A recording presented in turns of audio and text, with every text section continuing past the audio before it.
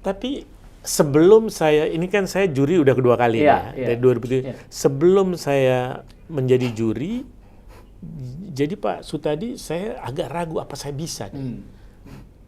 Karena mohon maaf, karena apa sih namanya, apa istilahnya ya? Jadi persepsi publik itu tuh apa ada.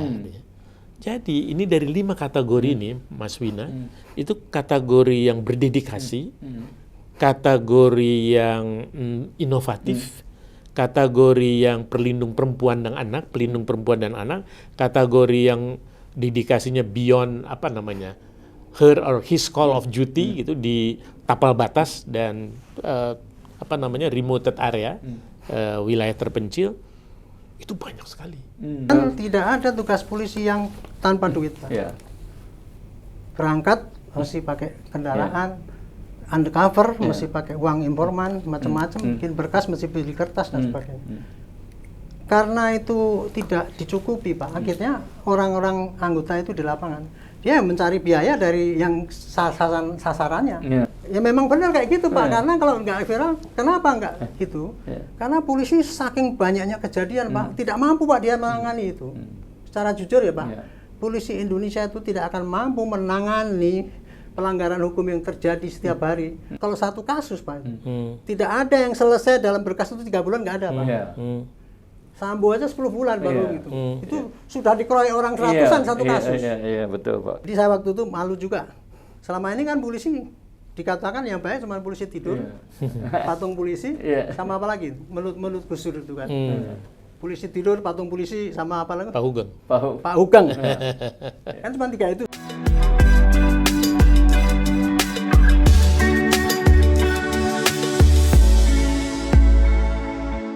Halo, Sobat Podcast 9, kembali kita berjumpa.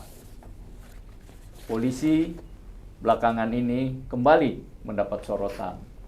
Berbagai peristiwa membuat orang berpaling kepada polisi. Film Vina yang antara lain mengungkapkan ada 3 pelaku yang sampai sekarang setelah 8 tahun belum terendus apalagi tertangkap. Banyak juga orang yang mengecam polisi, di samping tentu tetap ada polisi yang baik. Di tengah-tengah seperti ini ada upaya untuk mencari polisi-polisi yang baik melalui Hugeng Award. Pada hari ini kita akan berbincang mengenai menghilangkan polisi buruk dan mendukung polisi yang baik. Dan sudah ada di studio kita, kami sengaja mengundang 2 narasumber. Yang pertama mantan pimpinan KPK, kemudian juga beliau sekarang menjadi salah satu juri Hugeng Award, tentu juga aktivis hukum ya, yang namanya sudah dikenal. Yang kedua adalah mantan Kapolda, yaitu Kapolda Kalimantan Tenggara, dan sekarang menjadi staf ahli dari Kapolri. Dan pertama yaitu Mas Ahmad Santosa, atau kami biasa memanggilnya Pak Ota. Selamat datang Pak Ota di Podcast 9. Terima kasih banyak atas undangannya, Bung Wina. Ya, terima kasih sudah hadir ke sini. Terima kasih. Dan yang kedua yaitu Pak Arianto Sutandi. Selamat datang Pak Arianto. Terima kasih, Pak. Ya. Ini kebetulan 2 narasumber yang memang sibuk gitu ya. Pak Arianto hari ini habis ini mau ke stasiun televisi, barusan juga dihubungi oleh satu stasiun televisi, sebelumnya juga tampil di stasiun TV, bicara apa ya, bicara mengenai kepolisian. Pak Mas Ahmad Santosa juga demikian. Nah, saya mau mulai dari ini aja ya, kita mulai dari soal Hugeng Award nih ya. Hugeng Award kan mau mencoba memberikan apresiasi kepada polisi-polisi yang baik ya. Di tengah mungkin sorotan kepada polisi-polisi yang tidak baik ya. Seberapa efektif sih hal semacam ini, Pak Mas Ahmad Santosa? Jadi sini, Hugeng Award itu kan dimulai tahun 2022 ya. Kalau 2022 itu masih kategorinya masih terbatas, ada 3. Jadi polisi berintegritas, berdedikasi, dan inovatif. Nah kemudian 2023 itu kategorinya sudah 5. Ditambah dengan pelindung perempuan dan anak, dan yang satu lagi polisi yang berdedikasi di tapal batas dan terpencil. Jadi ada 5 kategori sekarang. Dan ya, jadi kalau dilihat dari antusiasme masyarakat yang mengusulkan, itu cukup banyak. Jadi ada ribuan pesertanya, dan kami ini dari Dewan Juri ada Bu Alisa Wahid, ada dari Kompolnas Mbak Pungki, ada dari Komnas HAM Bu Putu Elvina, ada dari 2023 itu ada Pak Arsul Sani, sekarang sudah menjadi Hakim Mahkamah Konstitusi, tapi sekarang digantikan oleh Pak Habibur Rahman dari Komisi 3. Nah, jadi tugas kami itu istilahnya Dewan Pakar, bukan Dewan Juri. Dewan Pakar. Dewan Pakar. Jadi Dewan Pakar itu menyeleksi sudah angkanya 50. Wakil 50 itu setiap kategori itu ada 5. Oh maaf, ada 10. Ada 10 kali 5 jadi 50. Nomininya ya. Nomininya. Itu harus diperas menjadi 3 besar.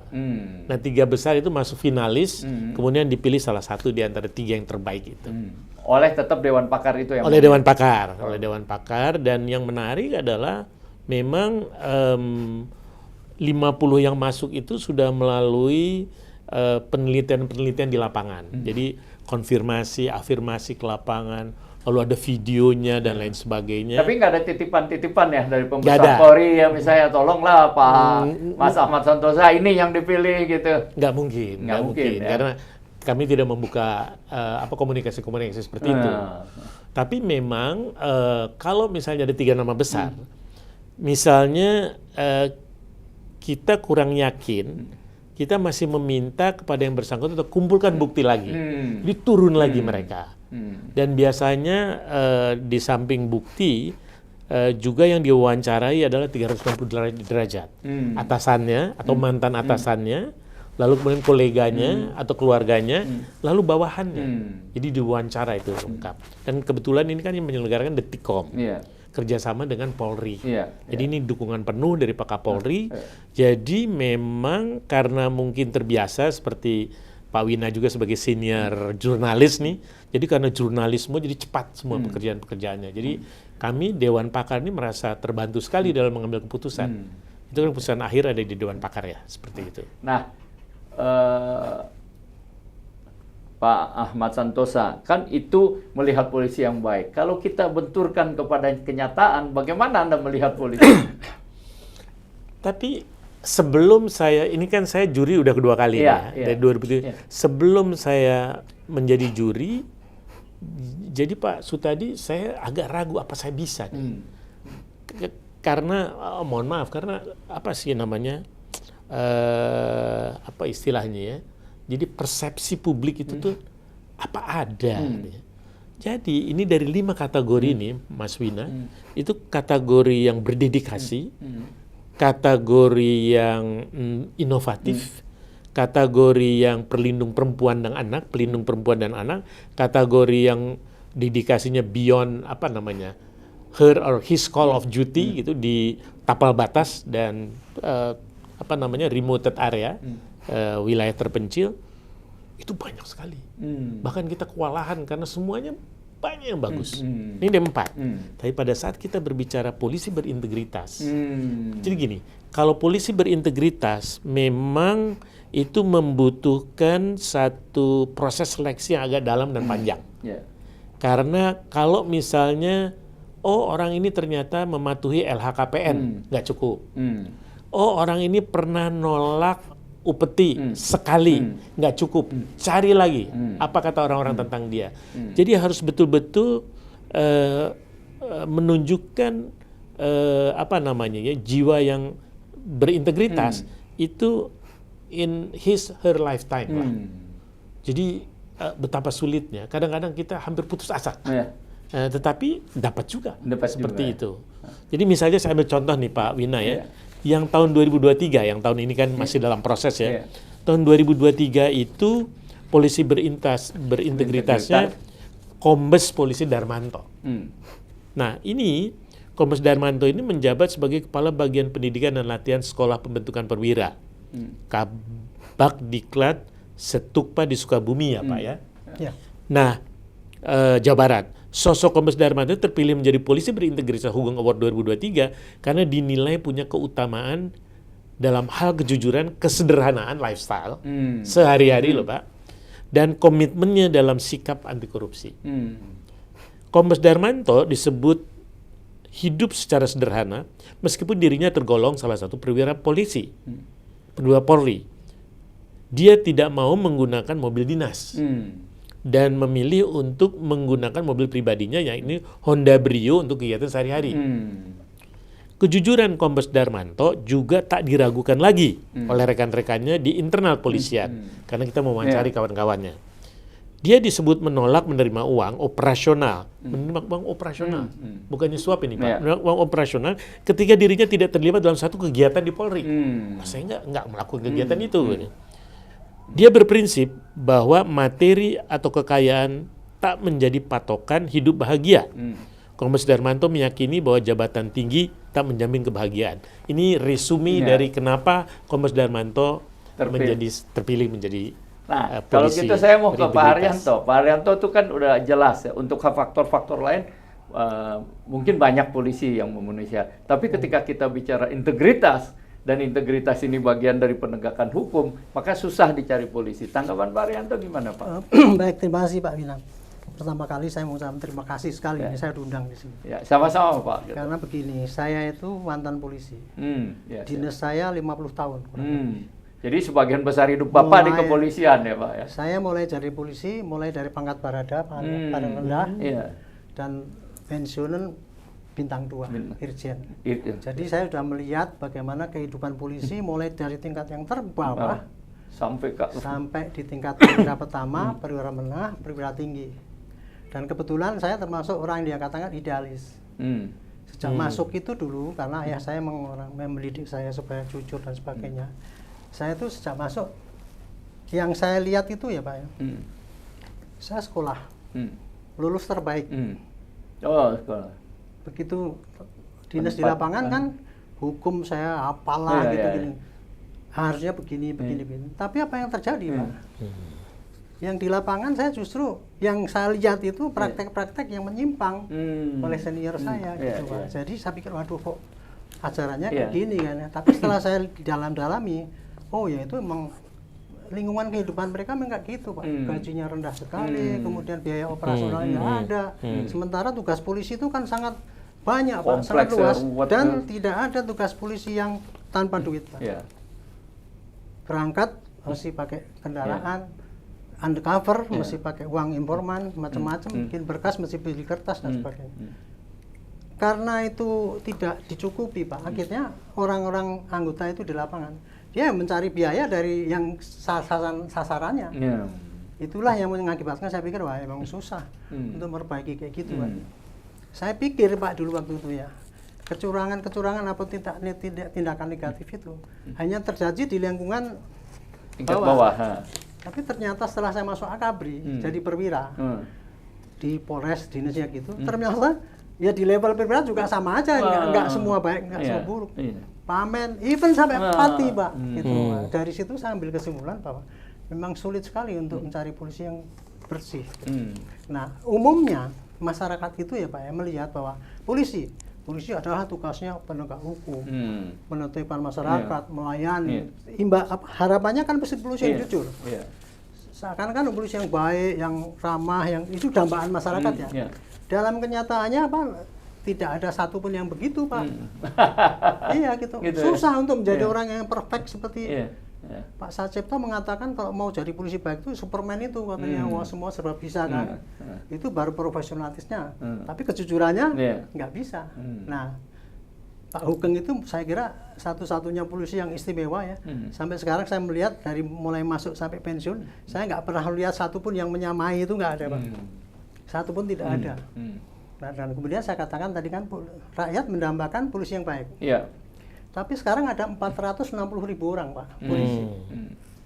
Yang kondisinya seperti tadi saya sampaikan, gajinya pas-pasan, biaya operasional terbatas, tuntutan lingkungan sangat mendesak. Polisi godaannya banyak lagi Pak. Polisi itu Pak lebih rawannya Pak, punya kewenangan yang besar sekali Pak di lapangan. Seorang prajurit Pak hanya dididik 6 bulan, begitu di lapangan sudah boleh nangkep orang-orang, boleh meriksa sampai ini Pak, selesai itu. Nah, jadi kan dalam teori korupsi ya Pak ya, suatu korupsi itu terjadi apabila ada kewenangan, ada diskresi, dan lemah pengawasan. Nah, ini polisi yang terjadi sekarang ini semua kayak gitu Pak. Kewenangan gede, walaupun kecil dia bisa nangkep dan sebagainya. Diskresi dia boleh ngambil tindakan apapun di lapangan dia laksanakan. Pengawasannya kurang Pak. Kan nggak siap orang diawasi oleh atas.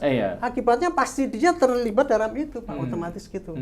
Akibatnya Pak, dari 460.000 orang itu, kalau di persentase itu kita golongkan menjadi 2 aja lah. Polisi baik, polisi buruk. Nah, tinggal persentasenya nih Pak. Persentasenya baik paling buruk, apa balik yang jelek gitu. Saya bisa mengatakan dulu ketika saya masuk Pak itu ya, mungkin ya baik buruk 50-50. Kalau sekarang yang buruk lebih banyak Pak, seakan-akan. Karena kan diramaikan di ini, di media ya, di medsos gitu lah. Makanya itu saya dari dulu pengen gimana ya polisi itu baik gitu kan. Sehingga saya dalam pengamatan tugas saya itu, ya kebetulan saya kalau tugas dimanapun tidak hanya asal tugas tapi juga meneliti Pak. Jadi ibarat seorang peneliti itu saya pengamatan terlibat selama 50 tahun di dalam polisi, sehingga saya betul-betul menghayati apa kehidupan polisi, kendalanya dan sebagainya. Makanya saya pengalaman ini nggak pakai teori saya dari praktek gitu Pak. Gitu Pak. Jadi sekarang ini boleh dikatakan Pak, polisi itu ya, yang baik sedikit, yang kurang baik ya sedang, yang kurang baik lagi banyak. Gitu. Nah ini harusnya Pak, polisi itu mempunyai suatu sistem pembinaan bagaimana supaya polisi itu baik. Polisi yang baik adalah nomor 1 adalah moralnya dulu Pak. Integritasnya itu yang justru moral itu nomor 1. Ini susah dicari ya. Yang kedua profesionalitas. Yang ketiga pelayanan. Itu 3 itu harus baik semua dan harus ada sistem pembinaan. Tapi sampai sekarang tidak ada sistem pembinaan yang memadai untuk itu Pak. Pak Arianto, tadi kan itu udah kita masuk ke sistem. Ini sebenarnya yang membuat sedikit polisi yang berintegritas itu karena sistemnya yang menciptakan polisi-polisi seperti itu, atau karena apa Pak? Sistem yang ada sekarang tidak memadai untuk mencegah terjadinya penyimpangan yang terjadi di lapangan.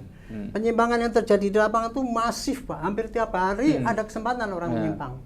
Sementara sistem pengawasannya itu sangat tidak menjangkau kepada wilayah. Teorinya sih banyak Pak. Pengawasan polisi itu ya nomor 1 dari hukum ada, kalau menyimpang dia masuk pidana umum ya. Itu. Kemudian dari etika profesi kepolisian, kalau menyimpang dia kena propam. 3 sekarang ada Kompolnas, diawasin kan Kompolnas. Tapi kewenangan Kompolnas ngapain? 5 orang mengawasi 460.000, nothing Pak. Pengawasan dari DPR hanya rapat sebulan sekali. Pengawasan dari masyarakat. Nah sekarang pengawasan masyarakat agak mending Pak, medsos ada. Akibatnya kan pengawasan no viral, no justice. Ya memang benar kayak gitu Pak, karena kalau nggak viral, kenapa nggak gitu? Karena polisi saking banyaknya kejadian Pak, tidak mampu Pak dia menangani itu. Secara jujur ya Pak, polisi Indonesia itu tidak akan mampu menangani pelanggaran hukum yang terjadi setiap hari dengan cara yang sesuai dengan diatur dalam KUHP. KUHP itu kalau satu kasus Pak, tidak ada yang selesai dalam berkas itu 3 bulan, nggak ada Pak. Sambo aja 10 bulan baru gitu. Itu sudah dikeroyok orang ratusan satu kasus. Iya, betul Pak. Padahal kejadian di lapangan banyak Pak, yang semacam Sambo itu banyak itu di lapangan. Jadi kalau dihitung-hitung berapa kasus kejadian yang ada, sayangnya sekarang tidak pernah ada riset untuk itu Pak, untuk mengomongkan pada masyarakat bahwa jumlah polisi itu sangat kurang. Jadi makanya itu, jadi kemungkinan kejadian kecurangan di lapangan itu sangat banyak Pak. Jadi saya waktu itu malu juga. Selama ini kan polisi dikatakan yang baik cuma polisi tidur, patung polisi, sama apa lagi? Menurut Gus Dur itu kan. Polisi tidur, patung polisi, sama apa lagi? Pak Hugeng. Kan cuma 3 itu seakan-akan. Saya dulu mendambakan kok nggak ada ya apa itu. Dulu waktu saya masih tamtama dan perwira pertama, saya dulu terbangunkan semangat untuk Pak Anton. Pak Anton itu Kapolri. Anton Sujarwo ya Pak? Sujarwo. Tapi Pak Anton hanya meningkatkan profesionalitas Pak. Jadi kemampuan polisi itu diadu Pak. Setiap bulan itu yang latihan borgol, latihan apa, terus kemudian Obdakura itu dilombakan Pak. Dilombakan antara Polsek, antara Polres sampai tingkat nasional. Terus jadi waktu itu Pak Anton yang diutamakan adalah keterampilan. Itu Pak. Skill ya, skill. Skill, profesionalitas itu Iya. tadi. Belum sampai kepada pelayanan, waktu itu memang profesionalitas yang diutamakan. Cuman waktu itu moralitas nggak pernah tersinggung Pak. Dan Nah sejak ini itu saya informasikan dulu, Pak Haryanto ini dulu juga selain sebagai Kapolda, juga pernah menjabat Kepala Divisi Hukum di Polri. Dan sebagian besar hidupnya, hampir 50 tahun ya Pak ya, Ya, saya 50 tahun diabdikan mengamati untuk kehidupan sebagai polisi. Ya tadi disebut dari paling bawah kemudian menjadi bintang 2 ya, Jenderal. Oke, silakan teruskan Pak. ya jadi itu tadi Pak menghadapi medan tugas polisi yang sangat rawan dengan korupsi ya. Kemudian 50-50 itu polisi baik polisi buruk itu. Itu tidak ada cara lain ya apabila tidak ada cara yang masif untuk membina moral polisi. Saya bersyukur nih ada Pak Kapolri 2 tahun yang lalu. Kok di tengah-tengah kita polisi baik cuman tidur, polisi patung sama Pak Hugeng, kok ada Hugeng Kabar? Ada. Itulah hebatnya Pak Kapolri sekarang ini. Berarti beliau sudah punya pemikiran memang serius untuk memperbaiki polisi. Ya. Cuman kalau boleh saya ngapa Pak? Ya. Mengkritik ya, mohon maaf ini saya Nggak apa-apa, Pak. Kenapa? Punya Bapak juga ini Hugeng Award. Apa yang terjadi ini sekarang ini Pak? Kurang efektif. Oke. Karena apa Pak? Setahun Bapak bisa menjaring cuma 1, 2, 3. Iya. 5 tadi Pak 5. maksimal. Apa berapa 5 Mas? Satu kategori Susah sekali kan itu Pak merisetnya. Iya. Padahal Pak di sana masih banyak orang yang iri Pak. Iya. Saya lebih baik daripada dia. Kenapa saya nggak terpilih? Oke. Gitu kan. Nah makanya itu Pak, kalau saya boleh saran nih Pak, Hugeng Award itu dikembangkan secara masif.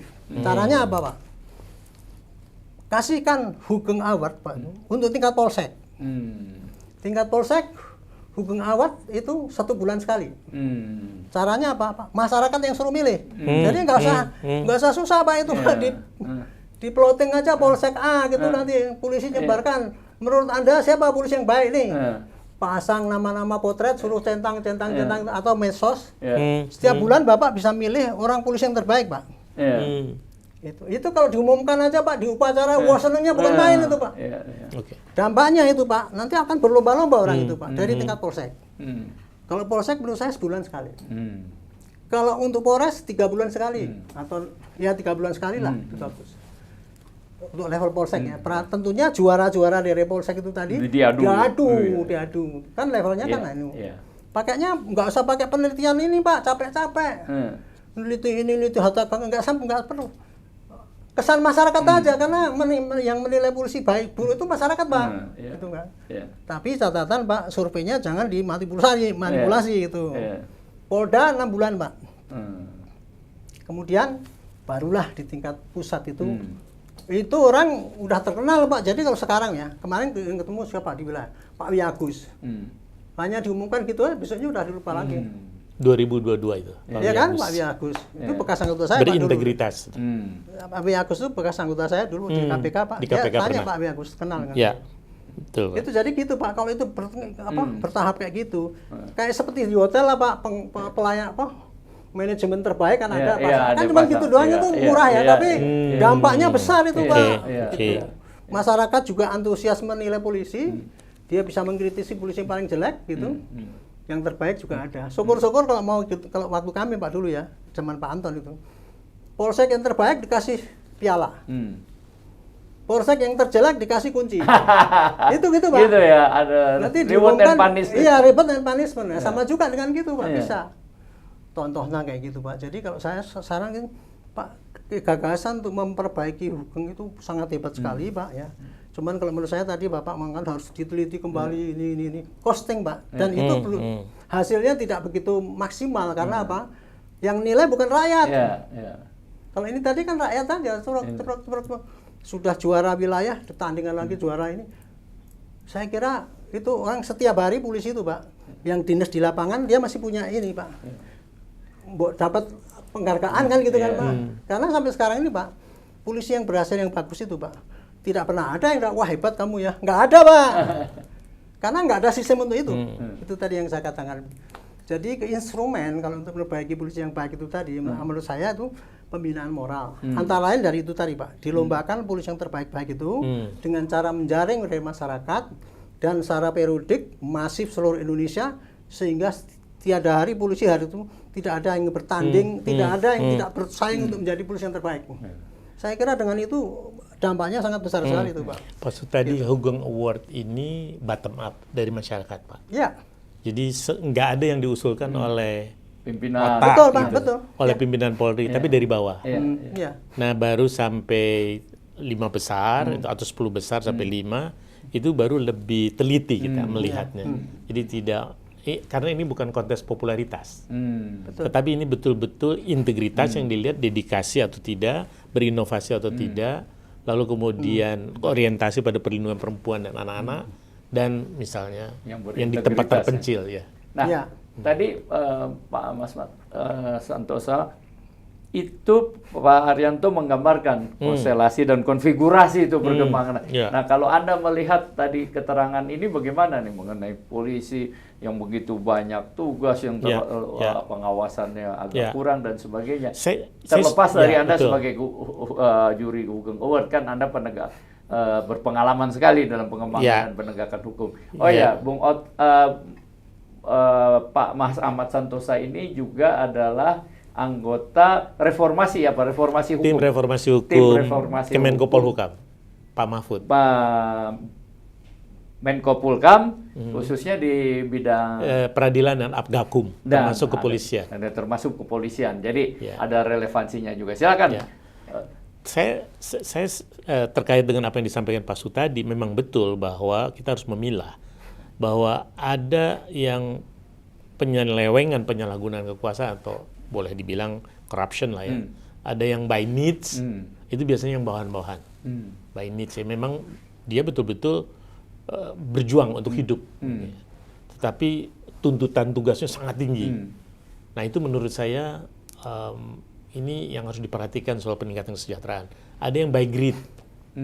By greed ya dia sudah ya karena dia menyalahgunakan kekuasaan, dia memperkaya diri sendiri. Kalau menurut saya itu yang perlu ditiadakan ya, dihukum secara keras gitu. Nah, kalau saya setuju dengan Pak Sutadi bahwa sistemnya harus dibenahi, Pak.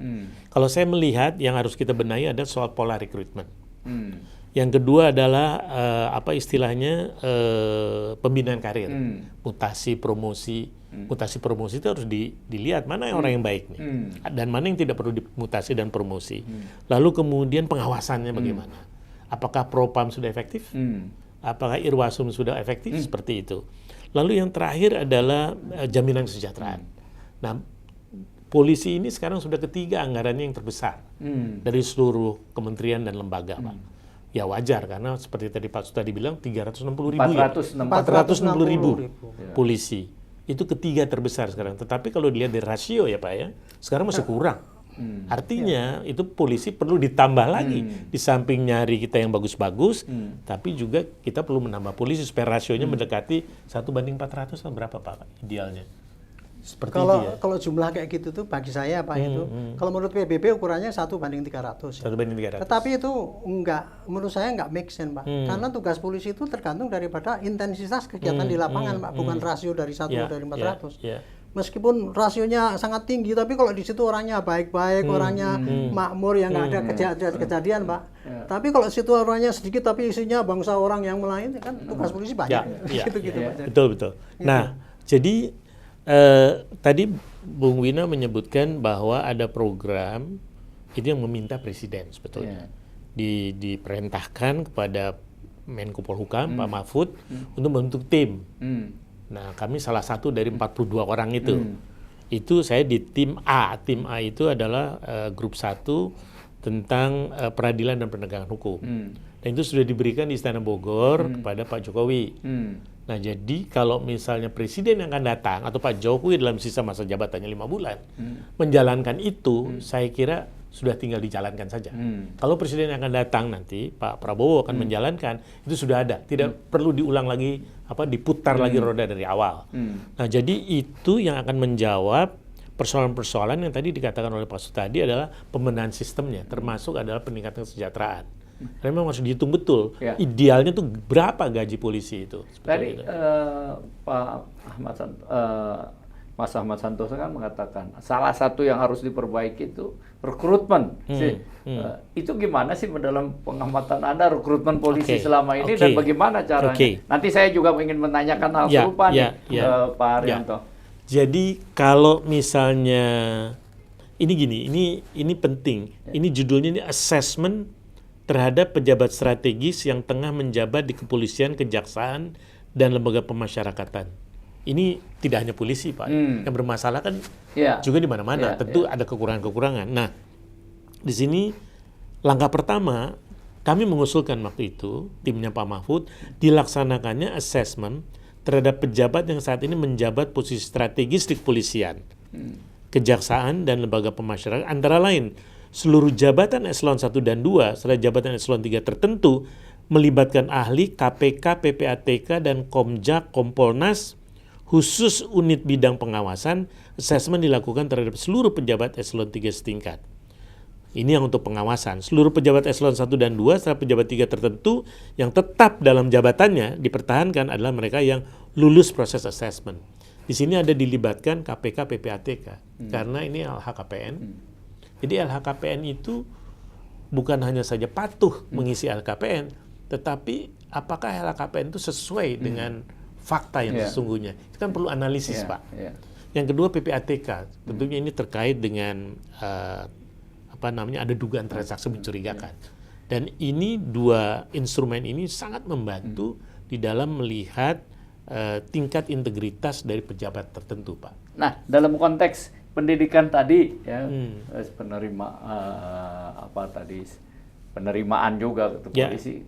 Kalau kita mau pakai bahasa yang lugas, tidak eufemisme, mungkin apakah sogok menyogok pemberian upeti ataupun gratifikasi yang saya sering masih dengar dari siapa? Dari polisi-polisi, calon polisi, dan mereka kadang-kadang kan mungkin polisi jujur, mulai bagus, tapi nggak punya uang mau ikutin itu, ya mereka bisa pinjam uang, pinjam ini. Tapi ada juga misalnya yang kaya, wah ini saya ada uang nih sekian miliar, bisa nggak masukin? Nah gimana Pak Ota, apakah tadi bahasa yang rumusan-rumusan itu adalah bagian dari mengatasi real kehidupan sehari-hari ini? Ya kalau menurut saya sih memang rekrutmen itu tidak boleh ada korupsi di dalam. Itu sudah harus lah, Pak, ya. Sudah keniscayaan itu. Jadi memang aparat pengawasan di kepolisian, saya tidak tahu apakah Irwasum atau Propam, itu harus memastikan bahwa proses rekrutmen itu tidak ada 1 sen pun adanya upeti, suap, atau jenis-jenis corruption lainnya lah begitu, Pak. Jadi saya kira itu dimanapun, bukan hanya polisi, Pak, di kejaksaan, di peradilan. Saya kira sudah tidak lagi ada era seperti itu kalau kita mau mendapatkan seharusnya aparat penegak hukum yang baik, Pak. Nah, saya mau tanya nih Pak Haryanto nih, ini de facto gimana nih kenyataannya? Saya masih banyak mendengar hampir pada tingkatan bahkan mau pada sespin atau apapun dan makin tinggi itu harganya tuh. Gimana Pak? Makanya saya tadi dari awal kan ngomong, Pak. Saya dari polisi itu mulai pangkat Barada 50 tahun yang lalu. Tahun 71 saya dari polisi. Ketika saya dulu masuk, Pak, tetangga saya bayar Kerbo 2. Oh, Kerbo 2, oke. Jual Kerbo 2. Dia ngomong dengan saya, si Yono namanya, tamatan SPG, saya sama-sama daftar. Kamu sudah mengumpat Pak X gitu. Karo personil di Polwil gitu. Saya udah jual 2. Pasti lulus. Saya ngomong bapak saya cerita kan, bapak saya kan tentara. Oh, tentara ya. Tentara sersan, makanya gajinya tuh minus terus, Pak. Setiap bulan itu kita utang untuk makan bulan ke depan, itu kehidupan saya. Iya. Jadi saya ngomong, Pak, itu saya udah tahu buru-buru jual kerbong, saya itu SMA aja dibiayai mbah saya. Ternyata saya lulus, dia juga lulus. Jadi artinya Bapak tidak memberikan apapun gitu ya? Oke. Saya hanya ingin mengambil gitu ya. Kenyataannya Pak, sistem sogok menyogok itu sudah ada sejak dulu 50 tahun yang lalu. Bukan baru 10 Dan tahun apakah belakangan. sampai ya. sekarang nggak ada? Iya. Tidak, Pak. Tetap aja ada. Hmm. Saya bukan mengatakan polisinya jelek loh. Iya, Tapi masyarakatnya sendiri juga berlomba ingin nyuap gitu Iya. ya. Dari polisi juga masih ada celah-celah yang memanfaatkan kekuasaan, memanfaatkan kekuasaannya. Contoh konkret. Iya. Ketika saya jadi Kapolda, saya panggil itu semua para calon bintara, ada 500 orang. Saya panggil 500 calon bintara, tim penguji, pejabat teras saya, orang tua itu, saya apelkan Pak. Saya Kapolda Sulteng. Oh, tadi saya bilang Sulawesi Tenggara, salah ya, Sulawesi Sulteng. Tengah. Tengah, sorry, saya ralat. Saya Kapolda Sulteng, yang menentukan Anda lulus adalah saya. Tapi saya menentukannya berdasarkan hasil testing Anda. Kalau testing Anda itu bagus, maka pasti diluluskan. Tapi kalau testingnya jelek, pasti tidak. Kalau ada kecurangan, Anda boleh komplain. Misalkan gini, tidak lulus kesehatan. Saya kenapa? Oh, tekanan darah kurang dia. Supaya Anda tahun depan bisa daftar lagi. Itu saya dulu sampaikan gitu, Pak. Testing tertulis. Anda boleh cek kuncinya ini Anda dapat berapa. Gitu. Itu sampai begitu, Pak, saya jelaskan. Yeah. Olahraga kadang-kadang kan dicurangin nih, Pak. Push up 6 kali ditulis 12 kali.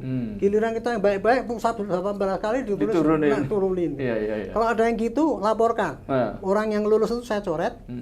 Anda saya luluskan. Terakhir ya, kalau Anda lulus, tapi saya tahu Anda pakai duit, saya coret Anda. Dengar ya, sekarang nggak pakai duit semua ya. Kenapa saya ngomong gitu, Pak? Karena ketika saya jadi Kapolda, saya datang ke polsek-polsek, saya panggil kan masyarakat, Pak, apa Pak, Bapak keluarnya? Ya Pak, anak saya pengen jadi dari polisi, Pak. Waktu itu Kapolda saya tahun 2005. Yang daftar aja, tapi saya nggak punya 40 juta, Pak. Wah, itu contohnya kayak gitu, Pak. Iya. Saya udah dapat 40 juta, nggak punya 40 juta. Berarti indeks sogokan itu 40 juta waktu saya jadi Kapolda, Pak. Gitu. Bapak ya kalau daftar, datang lagi ke Polda nanti, nginep di rumah saya boleh, kalau jauh sini, itu saya di Luwu waktu itu. Datang, testing, kalau testingnya Anda ini nggak usah pakai duit. Oke kan, itu kan clear, Pak ya. Apa yang terjadi, Pak? Ketika saya tadi ngapelin itu tadi, Pak, dipanggil lah saya, dikasih tahu sama SPRI saya. Bapak ini ngomong seenak sendiri, bukan ngomong saya. Bapak kok berani ngomong gitu? Kenapa, kan baik demi polisi. Bapak menghilangkan jatahnya para pejabat itu. Mampus nggak saya, Pak? Iya. Waduh, saya nggak mikir gitu, Pak. Gitu. Jadi artinya apa? Mekanisme sogok-menjogok itu masih berlangsung gitu, Pak. Udah gitu kan? Saya pikir dengan ngomong gitu kan reda gitu, Pak. Udah terserah lah. Dampaknya kepada saya dikalengin, Pak. Ya saya ya dikalengin bahwa katanya Kapolda ini macam-macam, Pak. Jadi itu yang saya berantas judi, saya dikalengin melindungi judi. Yang saya berantas illegal logging, dikalengin saya menerima suap. Itu yang terjadi di lapangan, Pak, kayak gitu. Gitu. Saya Kapolda loh, Pak. Itu kan berarti reaksi dari yang anak buah Bapak sendiri kan sebenarnya kan waktu yang itu. dikecewakan kan gitu. Dikecewakan. Saya waktu itu dosa apa saya nggak berbuat apa-apa. Rupanya itu, Pak, kayak kehilangan itu. Jadi mekanisme untuk memperbaiki kayak gitu tuh belum bisa diterima oleh semua yang di lapangan. Itu kenyataannya yang terjadi kayak gitu. Tapi Bapak meneruskan atau tidak upaya itu, Pak? Terus saya kerjakan, tapi apa yang terjadi? Kan saya cuma 1 tahun di sana, Pak. 3 bulan berikutnya Kadisdok ke saya, Pak, saya mau ini, Pak, saya minta pensiun Pak mau pindah aja gini-gini. Istri saya mau saya pecat katanya gitu. Loh, kenapa? Ya dia itu kemarin malahin tidak Kadisdok yang minta duit, istrinya, Pak. Udah satu orang diminta 20 juta. Iya. 60 juta nggak lulus, kan ditutup balik gitu. Saya harus mengganti. Ini kenyataannya kayak gitu, Pak. Jadi saya nggak mengatakan bahwa itu masih ada, Pak. Itu kenyataannya kayak gitu. Jadi intinya, Pak, ya tadi yang Bapak usulkan tuh sangat ideal, Pak. Rekrutmen itu harus bagus, gitu-gitu. Teorinya kayak gitu, Pak. Mau jadi pejabat harus pakai asesmen itu. Sekarang sudah dilaksanakan itu, Pak. Gitu loh, Pak. Tetapi, Pak, walaupun pakai sistem yang kayak gitu baiknya gitu, Pak.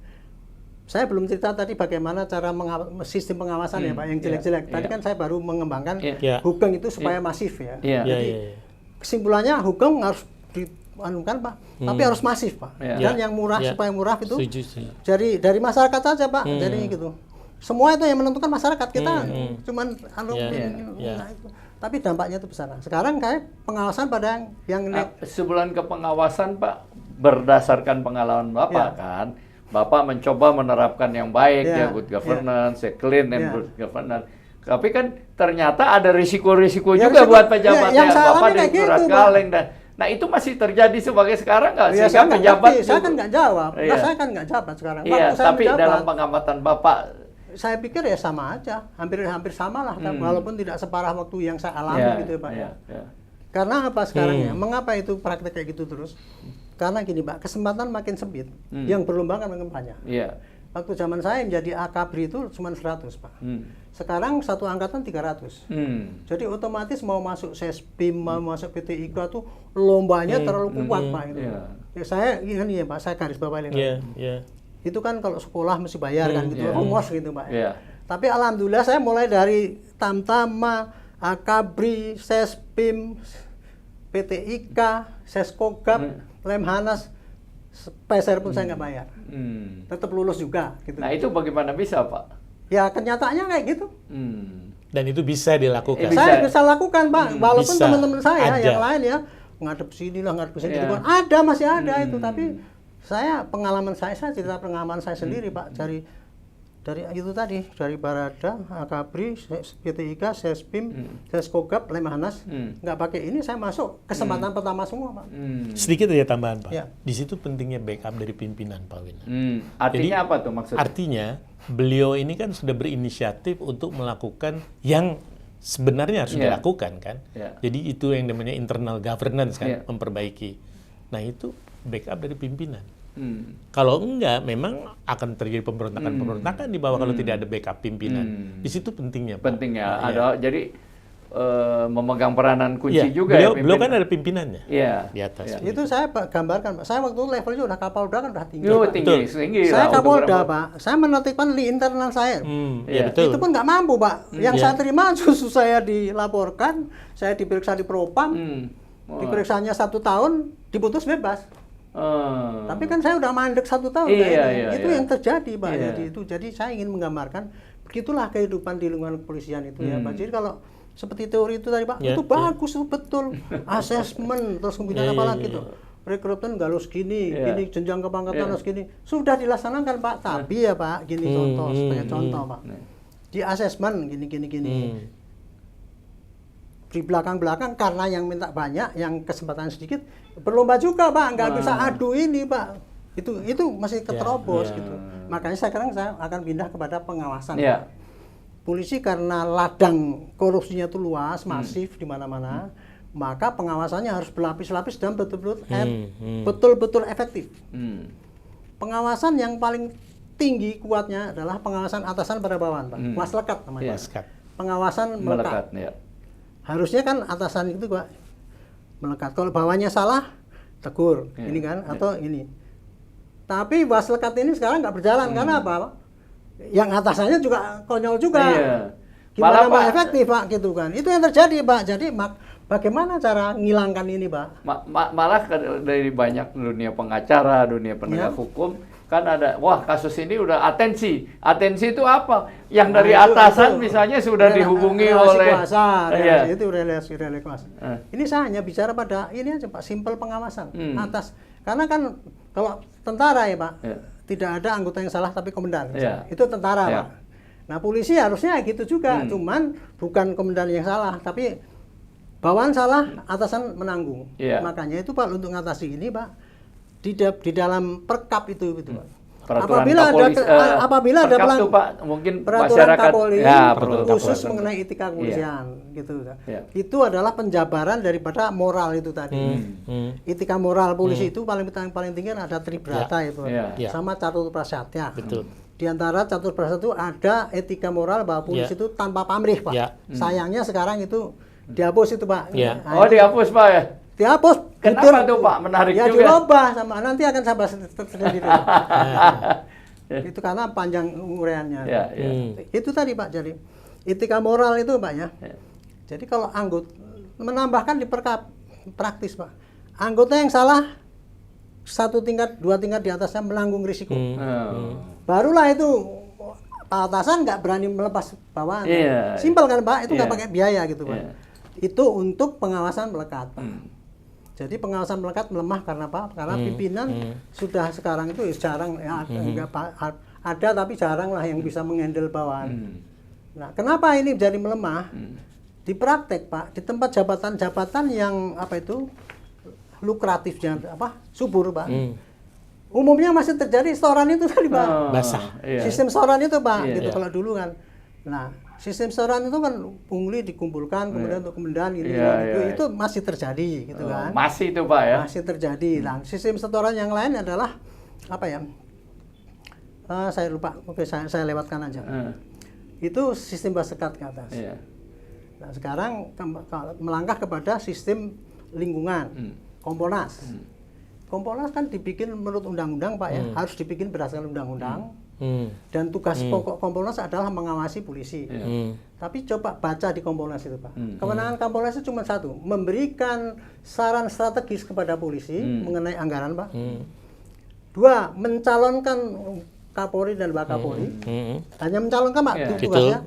Nggak sampai ada tulisannya mengadakan seleksi ini. Gitu ya. Yang ketiga, menampung keluhan masyarakat dan meneruskan kepada polisi.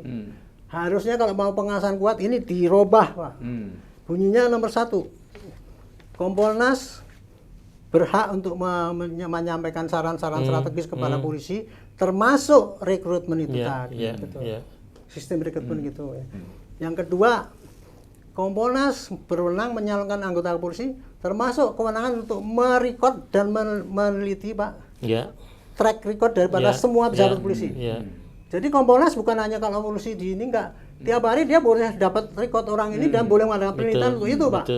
Sehingga ketika dia mengusulkan itu tidak hanya sidang sebulan, ini maju kan gitu. Itu. Yang ketiga Pak, ini yang penting. Kompolnas bukan hanya menampung keluhan, tetapi juga seperti yang luar yang terjadi itu Pak. Sana ada suatu lembaga yang bisa mengkoreksi apabila polisi itu curang. Nah, Kompolnas harusnya bunyinya bukan hanya menerima keluhan Pak, tapi juga boleh mengadakan penelitian. Apabila itu terjadi kecurangan yang fatal, dia bisa merekomendasikan untuk dicopot. Sekarang tidak ada kewenangan tidak ada kewenangan, cuma menampung Pak dan menyampaikan pada polisi.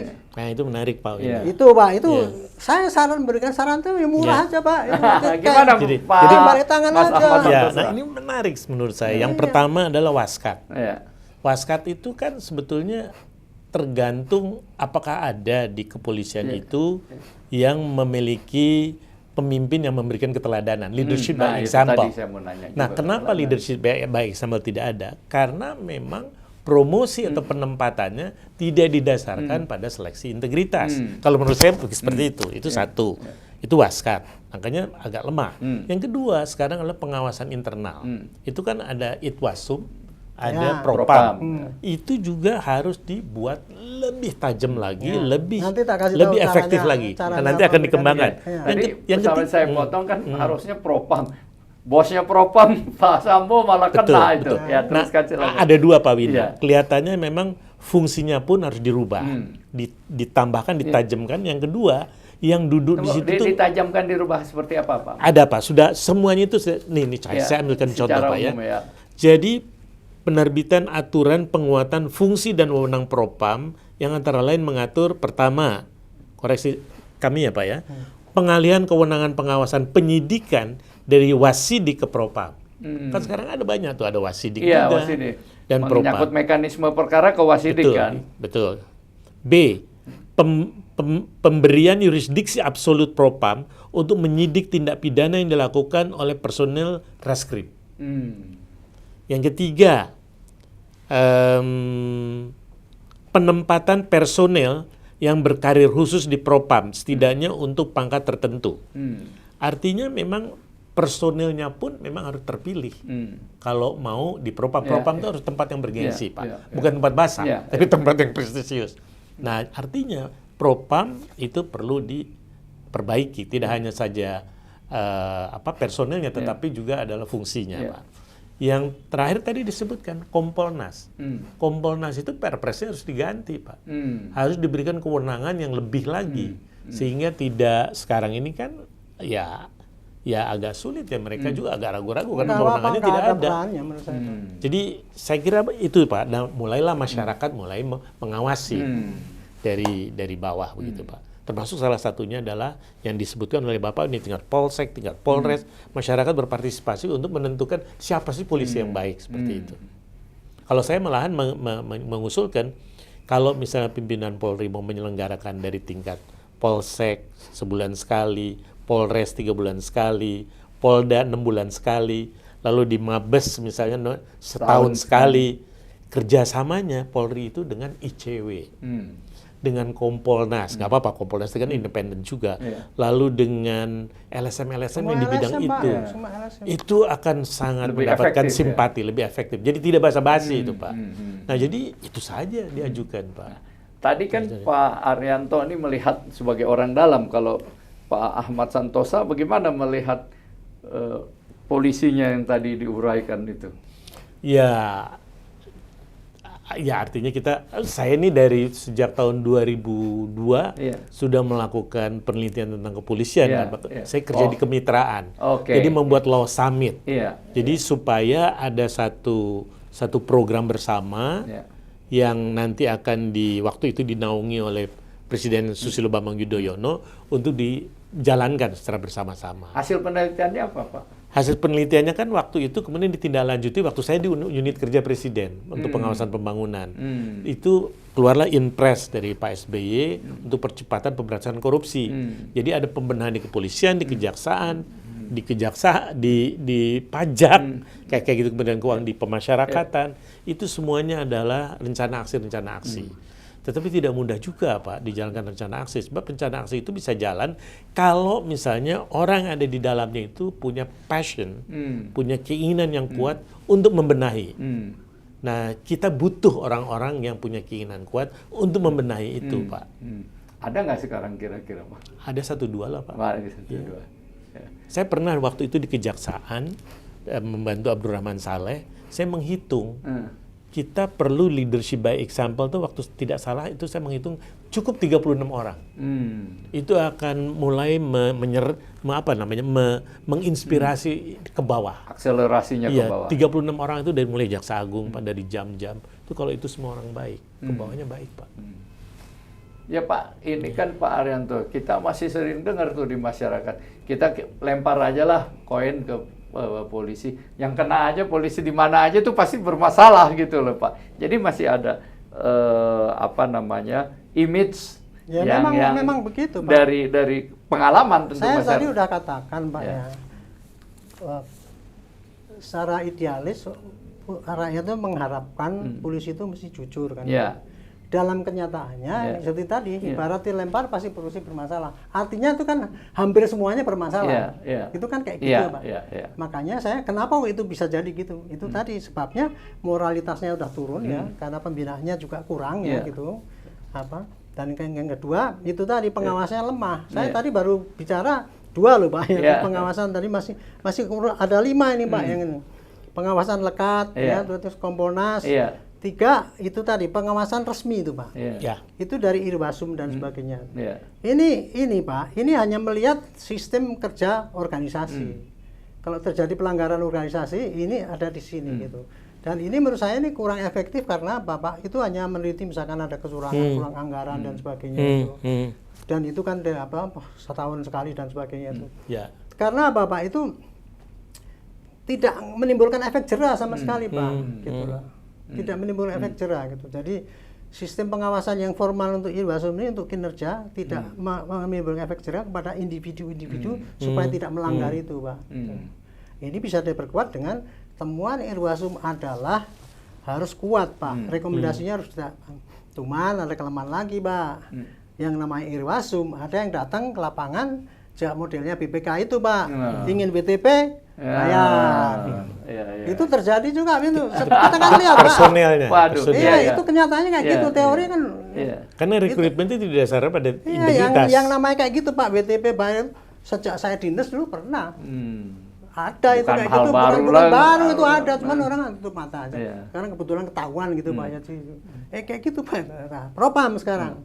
Propam itu tadi bagus tuh Propam boleh memeriksa pidana, kemudian ini apa itu tadi ya. Itu Pak, sekarang saja Propam itu udah dibenci sama orang lingkungan situ Pak, karena nggak mau diperbaiki, nggak mau dikoreksi tuh Pak, gitu. Reserse biasanya kalau ditangi Propam marah komandannya, itu Pak, marah komandannya kok nginjak lahan saya, gitu kan, gitu. Sering terjadi clash gitu Pak, karena apa? Propamnya sendiri juga tidak bersih-bersih betul gitu Pak, gitu. Kalau mau pengawasan yang baik Pak, harusnya itu lembaga Propam ini kayak POM itu sekarang Pak. POM dengan tentara itu kan mengawasi Pak. Sejak mulai dari masuk nggak pernah dari tentara menjadi POM jadi tentara, enggak. Kalau di polisi kan enggak, dari sini kan dinasnya pindah ke Propam, besok lagi pindah ke situ gitu kan. Itu kelemahan daripada Propam gitu Pak. Saya setuju Pak, Propam itu dikasih kewenangan ya. Kalau memang, karena selama ini kan tidak ada institusi yang bisa mengkoreksi setiap polisi yang melanggar hukum, kan nggak ada sekarang. Iya kan Pak, yang seperti di Malaysia di mana-mana kan ada itu. Inggris itu punya Pak badan yang khusus itu boleh menginvestigasi gitu. Yang tadi saya sarankan kalau bisa kewenangan itu ada pada Kompolnas. Tapi kalau Kompolnas kan hanya kepada rekomendasi administrasi aja. Kalau ini Propam ini boleh menyidik pidana itu supaya tidak tanggung-tanggung gitu Pak. Tapi jaminannya harus rekrutmen orang Propam khusus Pak. Jangan dijadikan satu dengan polisi supaya ada efek tidak jeruk makan jeruk gitu. Yang terakhir Pak, pengawasan yang kuat itu adalah medsos masyarakat Pak. Jadi no justice no viral justice harus dikembangkan itu Pak. Oh gitu ya. Kan banyak juga polisi yang nggak mau saya no viral no justice. Bapak berbalik sebaliknya Pak. Itu ngomongnya polisi kan. Kalau saya ya harus diviralkan apa yang kejadian itu, karena kalau enggak ada yang ini coba kalau seandainya film Vina itu nggak beredar, dia udah ke sana sini sana itu kan nggak diapain. Nah, setelah serangan gitu baru serius kan. Itu jadi saya potong mengenai ini Pak. Nanti saya mau tanya mengenai keteladanan yang tadi disebut. Mengenai Vina dulu nih Pak, lagi mumpung trending Pak. Kok 8 tahun nggak sampai kan di Cirebon Pak? Kalau saya sih dari teori-teori yang sana sini para pakar ngomong gini, teman saya mengatakan wah itu dulu penyidiknya konyol. Bagi saya ya tuh kejadian kayak Vina ini Pak. Bukan hampir semuanya, sebagian besar kasus di Indonesia ini Pak, setiap kasus yang pelik kejadiannya kayak gitu Pak. Polisi itu Pak, kalau ada suatu kejadian ya Pak, pembunuhan atau apa, apalagi kalau pembunuhan itu agak serius gitu ya, polisi pasti akan menangani kasus sepanjang sekekuatan dia Pak. Maksimal maksud Bapak? Pasti akan memilih yang tergampang bagi dia Pak. Kan nggak mau nyari susah kan, pekerjaan banyak gitu Pak. Jadi, dan kenyataannya Pak, dari pengamatan saya selama jadi polisi 50 tahun itu Pak, polisi apabila bertugas, ada kejadian gini ya, pasti dia targetnya saya harus menangkap orangnya, mengirimkan sampai ke pengadilan. Itu targetnya ya Pak ya. Tapi apakah dia mungkin untuk itu? Kan tergantung dari kasusnya Pak. Kalau kasusnya susah, dia nggak mencari susah sendiri kan. Contoh konkret gini, ketika saya baru tamat akabri dulu, di belakang Polres saya ada terjadi nenek-nenek meninggal. Polres Temanggung. Oh Temanggung, oke. 100 meter dari situ ada berita pagi-pagi nenek-nenek meninggal. Paginya langsung datang ke TKP, langsung dibunyi terjadi kecelakaan, nenek-neneknya nyemplung sumur. Ya sama juga kemarin ini Vina, Vina kan lapor gitu Pak, mati, dilaporkan situ katanya kecelakaan tunggal. Itu sama juga kejadian itu Pak. Saya waktu itu kasih operasi, tanya-tanya dong sama wilayah, Pak tadi malam itu ada suara teriakan ini dan sebagainya gitu kan. Saya laporkan sama kasat sersennya orang tua waktu itu, Pak ini gini. Udah Pak, kita repot lah. Itu kan boleh. Jadi milih kayak gitu, dilaporkan, selesai urusannya Pak. Nah, itu contoh yang sederhana. Kalau Vina ini kira-kira kemungkinannya Vina gimana itu yang nih? terjadinya kayak gitu itu udah babaliu dari pertama kali. Tapi saya tidak menyalahkan ya. Kok kenapa terjadi gitu? Toh sekarang kita juga dengarnya dari film-film. Iya. Tapi dari pengamatan saya selama mengikuti ini, kurang lebih begini Pak Vina itu. Ketika kejadian, dilaporkan kecelakaan tunggal. Menurut saya itu jelas keliru. Secara teoritis itu keliru. Tapi kekeliruan itu sudah dikoreksi kan Pak. Ketika itu keberatan, kemudian polisi dilaporkan, kemudian dia memburu para itu. konotasinya kan wah ini geng. Iya. Akhirnya yang diburu orang-orang geng itu Iya, kan. iya. Polisi pasti berusaha memenuhi harapan masyarakat. Tangkepin aja. Karena geng itu biasanya narkoba, yang dikerahkan polisi narkoba. Oh. Itulah sebabnya pengacara itu ini salah tangkap. Kenapa kok narkoba nangkep Iya. kecelakaan? Iya. Pada waktu disampaikan itu kan polisi cuma dapat informasi orangnya gini-gini. Makanya yang mendekati ke situ ya tangkepin aja gitu. Oke ya. Itu sudah dikoreksi kan gitu kan. Dan kinerja polisi Apakah ada kemungkinan salah tangkap juga nggak? bisa jadi, Pak. Oh, oke. Salah tangkap itu ada 3 macam, Pak. Satu karena kekeliruan, dua karena kesengajaan, ketiga karena ketidaktepatan. Gitu. Jadi keliru itu keliru orangnya Ya. gitu ya. Kemudian tidak tepatnya itu tidak tepat, mestinya bukan orang ini yang berbuat, tapi ini diakukan aja berbuat supaya gampang lah selesai gitu. Itu yang terjadi, kira-kira yang terjadi kayak gitu. Makanya pada waktu kasus Vina itu yang gerbek sana sat narkoba, kemudian dibawa kan, tapi itu kan udah dikoreksi Pak di persidangan, Iya. sudah divonis. Itu Iya. artinya kerja polisi sudah benar, karena hasil itu kan sudah diperiksa jaksa, Pak. Jaksa mengatakan memenuhi syarat. Dikirim ke dakwaan, hakim udah meneliti macam-macam, semua saksi dihadirkan, walaupun katanya ada visi ini belum di, tapi hakim kan udah mendengar semua itu di yang Dan hukumannya kan tinggi, Pak, seumur hukumannya hidup. kan seumur hidup. Jadi itu sudah dinilai baik itu. Adapun kemudian muncul 3 orang ini, Pak, itu kan berdasarkan dari pengakuan orang ini kan tadinya. Katanya kemudian mencabut. Nah, polisi sekarang viral lagi kan. Kalau viral kan berarti kan polisi harus nggak budek dong. Begitu diomongkan bahwa ini ada 3 orang, datanya cuma namanya A, B, C, datanya fotonya nggak ada, ya langsung dibikin DPO aja. Nah, Sekarang udah DPO katanya Pak, udah lama DPO. Ya dulu udah pernah DPO tadi ditoret karena apa? Berkas yang dulu di Polres itu kemudian dikirim ke Polda. Dan disidangkan itu tidak memasukkan 3 orang ini, Pak.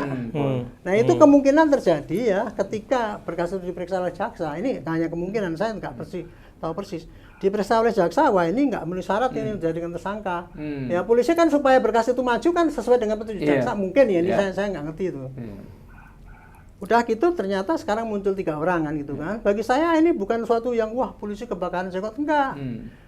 Ini anggap sebagai peristiwa baru. Polisi dapat informasi bahwa ini terlibat. Kan gitu. Nggak perlu mengulangi yang 7 orang dulu diulangi berkasnya. Wong udah divonis kok. 3 orang ini dilaporkan bahwa ini terlibat dengan bukti-bukti yang ada, lakukan penyidikan, kirimkan ke jaksa. Kalau memang itu terbukti ya biar disidang lagi. Itu yang terjadi, Pak. Cuman kan publik kan wah sudah kesana sini yang seneng kalau berdebat-debat gitu kan laris kan. Dan itu gitu. Menariknya dari suara arwah gitu, walaupun arwahnya benar gitu loh. Suara arwah itu, Pak. Dulu polisi ya, ketika saya habis masuk polisi itu, Pak. Ketika scientific investigation itu belum ada, Pak. Kita banyak tanya pada dukun, Pak. Dan waktu itu masih tepat karena apa? Dulu maling zaman dulu tuh, Pak. Itu kalau malam Selasa Kliwon dia mesti arahnya dari sini. Itu cocok, Pak. Banyak berhasil gitu. Nah, ini saya kira jadi saya pikir itu bukan barang yang wah ini enggak, Pak. Arwah itu kan ngomong-ngomong gini. Kenyataannya kalau untuk polisi ya yang kayak gitu bukan karena arwah kemudian percaya enggak. Ngomongnya gini, kita tangkap orang ini. Bener apa enggak? Untuk ngecek gitu, Pak. Gitu bukan asal oh ini langsung masukkan segitu. Enggak, itu nilainya hanya bukti petunjuk, Pak. Petunjuk itu apa pasti akan ditindaklanjuti. Diperiksa kalau ini kemudian ada bukti lain yang cocok, oh berarti ya. Tapi kalau tidak ya nanti di-delete lagi. Itu jadi ini bukan masalah yang susah, Pak. Satu lagi yang terakhir Pak yang tadi ya pengawasan tuh. Pengawasan masyarakat itu tadi ya. Kalau polisi mau fair tadi no viral no justice, silahkan masyarakat menyampaikan apa yang negatif. Asalkan dengan fitnah. Hanya yang negatif doang, digembar-gemborkan gitu, Pak. Ini kalau dalam ini kasus Vina itu kan yang tonjolkan kan, oh kok polisi gini, kok polisi gitu ya. Kenapa begitu? Karena polisi itu ibaratnya, Pak ya, tiada ada dosa yang berampun, tidak ada pahala yang terhimpun. Apapun yang dikerjakan polisi itu pasti akan dihujat, Pak. Polisi itu tiap hari menangani suatu konflik, Pak. Konflik A, B. Begitu selesai ditangani, yang menang pasti belum tentu terima kasih, Pak. Tapi yang kalah pasti, polisi brengsek gitu. Itu yang terjadi, Pak. Jadi polisi itu setiap menangani kasus tambah 1 musuh. Udah otomatis itu, Pak. Jadi polisi sangat salah kalau polisi itu gerah diserang-serang Dikritik. jelek itu. Iya. Harusnya ya biasa saja tapi jadikan masukan untuk memperbaiki diri. Itu Iya. gitu. Makanya saya yang terakhir itu saran masyarakat itu harus digalangkan sepanjang tidak fitnah. Iya. Dan yang terakhir polisi Pak kalau bisa diwajibkan setiap pimpinan wilayah harus mengadakan survei dia. Gimana masyarakat menilai saya? Gitu Pak. Survei persepsi ya. Survei persepsi, tapi Ya. yang mengadakan polisi setempat. Jadi Ya. sekarang jangan nanti, wah itu survei kan dikarang sama surveyor gitu kan gitu. Nah sekarang ini Pak ya, polisi kan dianggap baik kan dari survei kan. Iya. Dulu waktu Sambo jatuh, Iya. kemudian naik lagi Anjlok kan dari ya. survei gitu. Iya. Survei bagus. Tapi apakah perbaikan itu baiknya survei itu karena perbaikan polisi? Kan enggak. Iya. Polisi belum berbuat apa-apa, tapi surveinya udah naik sendiri Iya, kan. iya. Gitu kan. Dulu waktu polisi jeblok, polisi ngasih tandingan. Menurut Gallup, kita termasuk yang hebat. Jadi jangan ukuran keberhasilan polisi dari masyarakat itu. Jangan dari survei. Kalau mau dari survei, harusnya survei yang menyelenggarakan polisi yang fair. Dan polisi harus diwajibkan Pak. Kalau jangan yang itu. menyelenggarakan polisi nggak objektif dong. Yang Pihak menyelenggarakan ketiga. polisi, Oh, yang menyelenggarakan polisi, tapi anunya melakukan- yang melakukan orang umum. ketiga, Iya, gitu. Jadi objektif itu loh Pak intinya. Universitas ya. seperti Iya, itu. objektif gitu. Nah, ini Karena begini iya. Pak, saya meneliti berapa survei itu Pak. Kenapa polisi jadi jelek? Nggak fair juga itu. Survei itu menanyakan pada orang-orang yang pernah bermasalah. Ya otomatis kan jelek. Iya. Ya kan Pak, harusnya kalau melihat polisi itu orang penduduknya berapa itu jangan dipilihin orang yang pernah bersengketa dengan Ya. polisi baru diirikan Pak gitu loh Pak. Orang yang Harusnya pernah kalau metodologi Nah, survei, benar. metodologi itu kan ada Ya. prosentasi. Mungkin Ya. dari yang kecewa perlu didengar juga, Ya. tapi yang tapi dibagusin yang bagus juga ini, perlu. pertanyaannya gitu. jangan pertanyaan yang miring itu. Oh iya, kalau metodologi survei sih ya. pertanyaannya harus diuji dulu Iya. berlapis-lapis, Iya. respondennya juga harus diuji prosentasenya. Hmm. Ya ada Iya. beberapa syarat lah. Ya. Nah, Bung Ota, Iya. tadi Anda bilang perlu teladan ya, teladan Iya. dari polisi. Iya, tapi sebelum teladan boleh nggak? Iya, silakan. Bagaimana silakan. memperkuat pengawasan publik? Iya, ya? iya. Nah, pengawasan publik itu kan dilakukan dari pengaduan-pengaduan Iya, iya. diajukan. Nah, seharusnya kalau misalnya kita mau betul-betul mendapatkan pengawasan dari publik dalam bentuk kritik, Iya. pengaduan, keluhan apapun, harus dikembangkan whistleblowing system supaya kalau bisa dilindungi mereka. Jadi kalau misalnya mereka mengadukan, kalau tidak ada whistleblowing system, tidak ada proteksinya buat pengadu, itu repot. Iya. Nah, saya kira whistleblowing system itu di KL-KL di mana kementerian lembaga itu sudah umum dilakukan. Nah, mudah-mudahan saya kira Polri bisa mengembangkan itu. Yang kedua soal saya tambahin Pak, eh. bukan hanya mengaktifkan blowing system, Whistleblowing. whistleblowing bukan. Kalau saya tambahkan polisi memberikan hadiah kepada orang yang memberikan whistle itu tadi. Lebih konkret itu yang Pak. mengadukan. Iya, orang yang berani mengadukan pada polisi kasih hadiah. Ya, reward lah. Itu reward. Jangan Whistleblowing sekarang system malah plus dimusuhi reward. gitu. Ya, setuju Pak. Itu baru. Jadi Ya. selain dilindungi, Ya. dia juga diberikan hadiah. Betul. Mengenai Kompolnas ini penting Pak. Iya. Kompolnas itu kan diatur oleh Perpres 17 nomor 2000 tahun 2011. Ya. Kalau Presiden mau betul memperbaiki Polri, perbaiki Kompolnasnya Pak. Dirubah aja kan gampang merubah Perpres itu. Jadi ini yang perlu dirubah. Ada 6 hal yang perlu menjadi bagian dari penguatan Kompolnas. Yang pertama, pemberian fungsi pengawasan kepada Kompolnas. Tadi sudah dijelaskan tidak ada fungsi itu. Yang kedua, pemberian kewenangan menerima laporan pengaduan dan melakukan pemeriksaan terhadap anggota Polri setelah terlibat dalam sidang kode etik sejenis. Ini usulan. Ini sudah sampai pada Presiden ini usulan ini. Yang ketiga, imunitas anggota Kompolnas dalam pelaksanaan tugas. Kalau nggak imunitas takut ya. Pak. Iya, tadi kan ada Iya, stream. betul Pak. Yang keempat, penguatan organisasi termasuk penguatan SDM khususnya pejabat fungsional dan peningkatan anggaran. Nah ini penting, Pak. Kalau nggak ada anggaran nggak bisa untuk periksa-periksa ke lapangan. Yang kelima adalah penguatan jaminan independensi. Jadi tidak bisa dicampuri kewenangan maupun pelaksanaan kewenangannya. Yang terakhir adalah mekanisme koordinasi rutin antara Kemenko Polhukam sebagai ex officio Ketua Kompolnas dengan Polri dan Kompolnas. Jadi Polhukam bukan sebagai Ketua Kompolnas, Polri dan Kompolnas. Jadi ada pertemuan-pertemuan koordinasi rutin. Nah, dari ini semua itu mengharuskan adanya perubahan dari Perpres 17 tahun 2011. Pak, saya tambahin, Pak. Ya. Untuk memperkuat Kompolnas, setiap wilayah ada Kompolda. Sekarang cuma 6 orang, Pak, seluruh Indonesia. Gimana mau efektif? Mau ngecek sana cuma mau tanya terbang ke Medan, anggarannya berapa? Harusnya tiap Polda itu ada Kompolnas. Bahkan dulu waktu zamannya Pak Tanto, saya dulu mengusulkan kalau perlu, Pak, setiap Polres itu ada pengawasan. Siapa pengawasnya? LSM aja tunjuk untuk bikin pos di depan kantor polisi. Setiap orang keluar masuk tanya, ini kamu tadi dipungli nggak dengan polisi? Gitu aja. Ya, itu ekstrem ya, nggak akan mungkin diterima. Pak Santosa saya dengar dari beberapa anggota Kompolnas itu ada bahaya juga dia. Kalau ke daerah udah disambut kayak apa? Ini yang harus sekali kasih, kadang-kadang ada juga yang kasih hadiah, mau kasih duit. Itu terjadi, gitu. Pak. Anggota Kompolnas itu tadi makanya, Pak. Di samping penguatan harus ada jaminan bahwa anggota Kompolnasnya, anggota Kompolnas kalau curang hukum mati. Baru kapok dia gitu. Karena ada Pak anggota Kompolnas, Pak. Karena ada anggota Kompolnas yang kemarin yang dulu itu ceritanya teman saya itu. Satu, pakai mobil dinas kemana-mana keliling-keliling, datang menangani kasus, tapi dia untuk jadi markus. Tidak boleh tuh anggota Kompolnas seperti itu. Konflik of interest nggak boleh ya. Artinya proses seleksinya harus betul. Bukan proses seleksinya, risikonya juga harus dikasihkan, Pak. Anggota Kompolnas yang melanggar, hukumannya harus tegas gitu.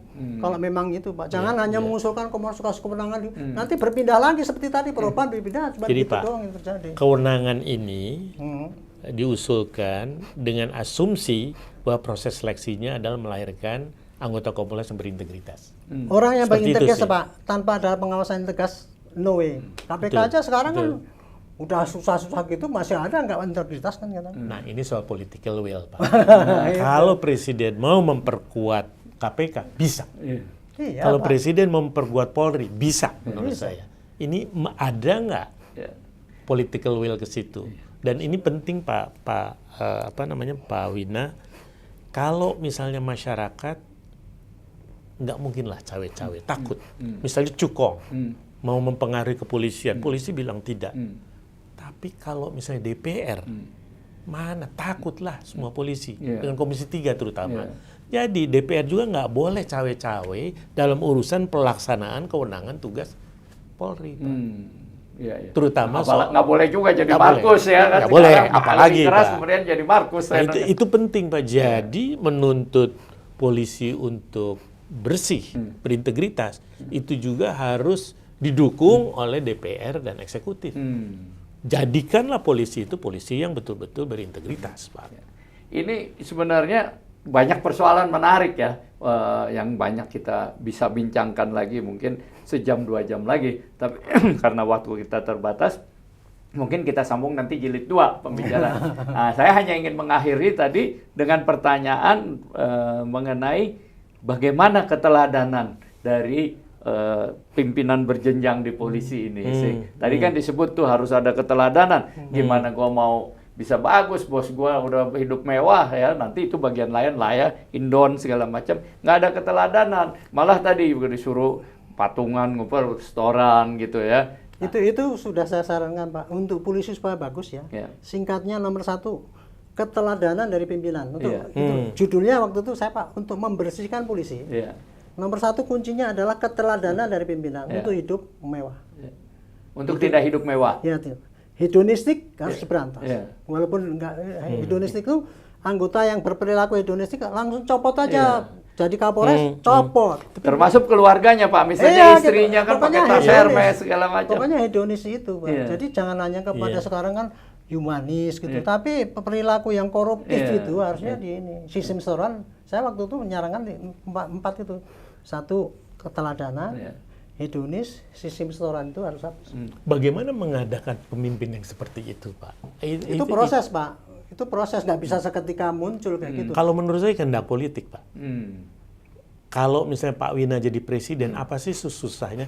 Saya hanya mau pimpinan Polri yang bisa meneladani dan ditakuti oleh bawah. Kan bisa dong presiden kalau ngomong gitu, Pak. Sudah ngomong, Pak, tapi kemudian bagaimana pelaksanaannya kan? Kalau saran saya harus kasih sanksi itu, Pak. Itu ya. Kalau presiden harus dilaksanakan, Pak. Bukan dilaksanakan, Pak. Ya. Tapi seandainya dia kemudian jadi teladan ya, diangkat. Ternyata dia nggak jadi teladan. Apa? Mestinya pakai sanksi, Pak. Pejabat yang tidak memberikan keteladanan, copot.